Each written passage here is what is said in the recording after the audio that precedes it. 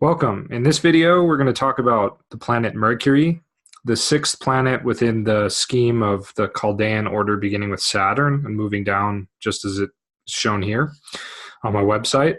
Mercury is the principle of communication and also deals with interrelationship and understanding. So let's see if we can't get a better grasp of Mercury's essential nature so that we can better utilize him in astrological interpretation.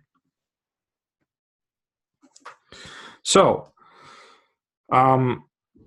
Mercury, yeah. Well, first of all, what is communication realistically, right? What do we mean by communication? It's such a common word for Mercury, but nobody ever really talks about what it means, right? And so, let me see if I can zoom in here. We have a few different, explanations of it. The imparting or exchanging of information or news, right? The successful conveying or sharing of ideas and feelings, even social conduct. That's interesting, right? So communication, obviously carries the notion of sending letters or speaking or sign language, but there's much more to communication than just words. I think Mercury often gets associated too much with speech and words and language as a result of this term communication.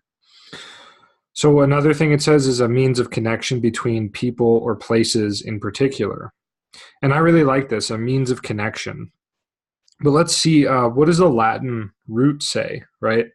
Communicatio, from the verb communicare, to share, sharing. That's really interesting. So from unpacking the word communication a little bit more, we start to see that it really has this connotation of community, right? They share the same root. And so communication is not just about speaking and sending letters and stuff. Communication is really anything that connects us together with other things and people, right? And I say things too, because I mean like, objects or land, a landscape or a spirit or something like that. Communication establishes some kind of sort of electrical connection, right? And Mercury, I say electrical because Mercury is said to rule over the central nervous system, which is kind of like an electrical grid, and electrical lines, power lines, or any means of harnessing energy for electricity and so on, right? And using it, there has to be some sort of line of communication, way for it to be shared, in other words, way for it to be linked, right? So communication, again, is only superficially about speaking and sending letters and things. It's on a much deeper level. It's our ability to just very simply connect two things together, and of course, usually that involves ourself as one of the poles of that connection. But it's not just people, right? It's like if I am a musician, and so like I'm a guitar player, so I am communicating with my guitar when I play it, when I use it as an instrument, right? I am using it as an instrument to channel or connect my musical ideas and feelings through, right? And for anyone else who's a musician out there, I'm sure you've all experienced this where, like as a guitarist, I have owned a couple guitars and of course played several other guitars that just I couldn't really communicate with. I didn't have a strong connection, right? Relationship, sharing, communication with that instrument. And so it always felt like very stiff in my hands. Whereas like my Gibson SG, which is the very first guitar I ever purchased, with money I had earned when I was a kid, that guitar and me are like best buds. That guitar, we just get each other. Like I can do anything on that guitar, and that guitar doesn't seem to resist me. And actually, for any Harry Potter fans out there, they talk about the same thing in, I think, book 7 regarding wands. That like wands choose their owners, and wands are only open up so far as there's a line of communication, right? Sharing of essence between the person and the wand. So It's kind of a similar thing. And I think this is really, really crucial to understanding Mercury, because he connects things together. He allows connections to abound. He's kind of like he's like a spider spinning a web, in a sense, you know. And Mercury is considered neuter or neutral in terms of his gender assignments in astrology, but also his malefic, benefic kind of quality. He's neutral, right? He takes on the qualities, some of the basic qualities of whatever planet is influencing him the most, or in other situations too, temporarily as well. So why does this happen though? Again, it's because Mercury is about creating that conduit for energy to flow through. So, basically,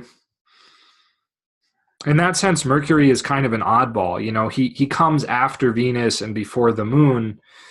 And we talked about Venus creating, binding things together with the power of love, right? Or the power of beauty, which makes sure everything is in harmony, so to speak. It's like the law of harmony and whatnot is ruled over by Venus. So Venus's function as a universal whatever is about harmonizing things so that they can flow evenly and smoothly and reflect the true nature of reality, so to speak. But Mercury is very much also implicit in something like that, because he's the one connecting all of the planets together, and thereby all of the powers of the cosmos together. He's connecting them, or what he rules over is connecting them. So in relationship to Venus and love, right, there wouldn't be anything to bind together if Mercury didn't connect them together, is one kind of way to look at it.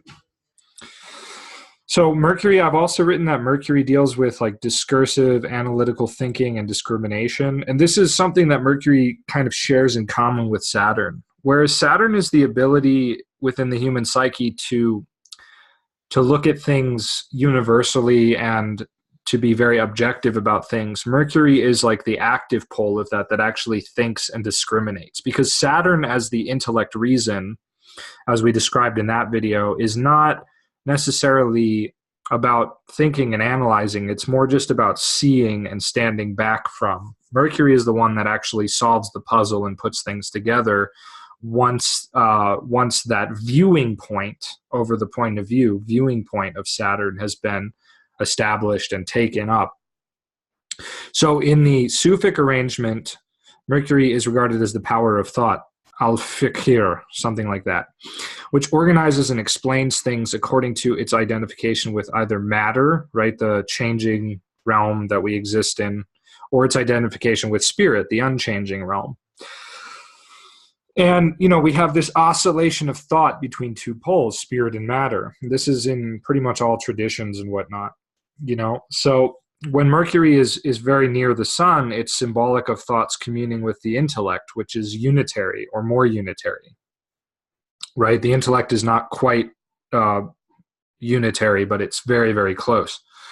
While when it reaches its maximum distance from the sun, it's symbolic of the mind contemplating the external, right? Going from center to the circumference and back, as we briefly mentioned, I think in another video,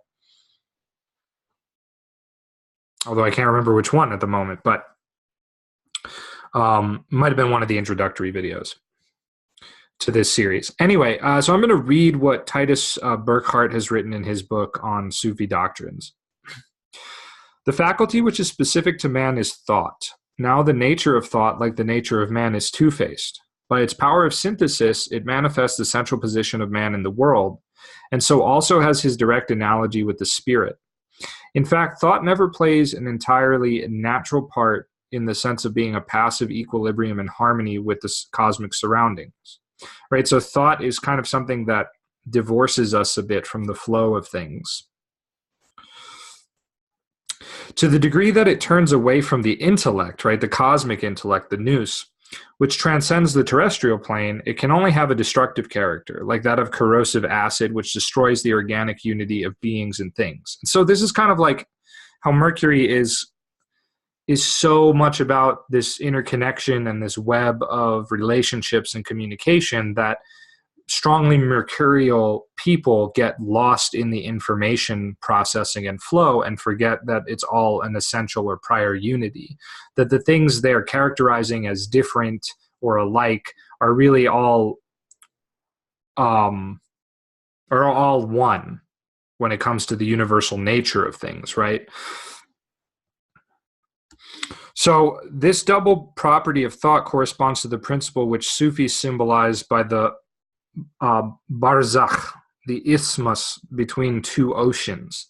The barzakh is both a barrier and a point of junction between two degrees of reality. Two degrees of reality, right? Perhaps the omnipresent whole versus the apparent multiplicity, unity, multiplicity kind of dichotomy. As an intermediate agent, it reverses the pencil of rays of light. I love how he words this. The pencil of rays of light it transmits in the same manner as does a lens. So I don't fully understand how lenses in, say, cameras work, but from my understanding, there is a reversal of the rays of light so that it can be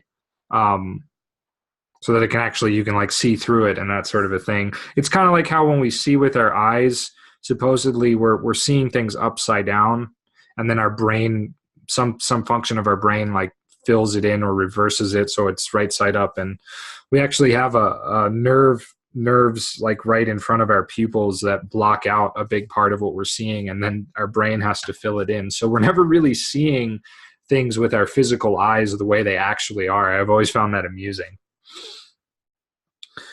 So as an intermediate agent, it reverses the pencil ray of rays of the light it transmits in the same manner as a lens. So it, again, never really seeing things as they are, seeing them reversed or in a way that is contrary to unity, you could say, or reflected. In the structure of thought, this inversion appears as abstraction. Thought is only capable of synthesis by stripping itself of the immediate aspect of things. The more nearly it approaches the universal, the more it is reduced, as it were, to a point. Thought thus imitates on the level of form, and hence imperfectly, the essential stripping bare of the intellect. And I'm not even going to try to pronounce this word, although I'm tempted to. So this last part is pretty esoteric. I'm not going to lie. I'm probably not going to be able to penetrate its mysteries in the remaining time of this video, so I encourage you to contemplate it for yourself. But I will say that, you know, it's basically saying that thought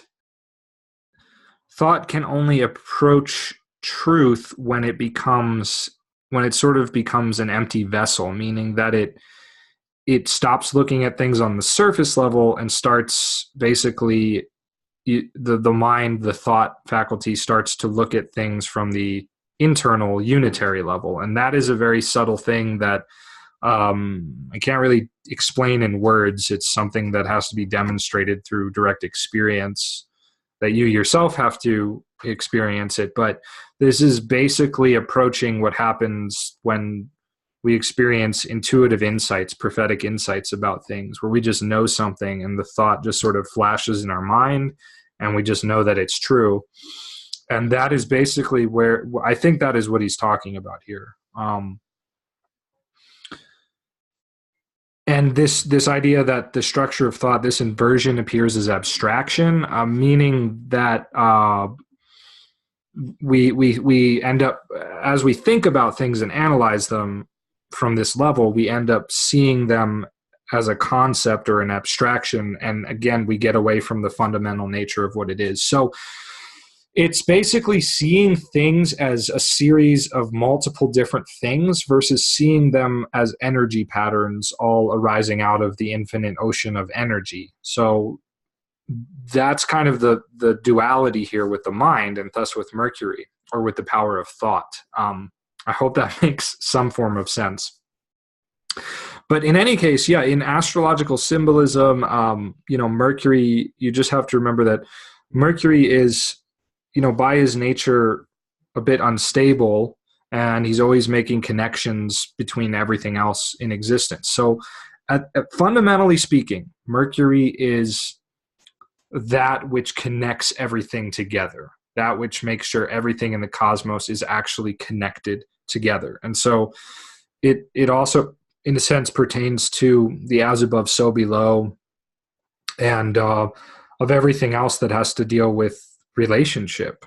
It really is, in a sense, the planet of relationship, not marriage, not love, but just relationship, right? Communication, community on the most basic kind of raw functional level. Without Mercury, there really isn't an ability to make connections or share in any sense.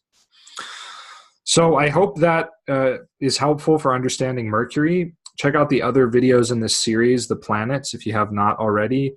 And please hit like, subscribe, share this video, and check out my website for individualized offerings and more. Okay, have a good day or evening, wherever it is, wherever you're watching. Alrighty.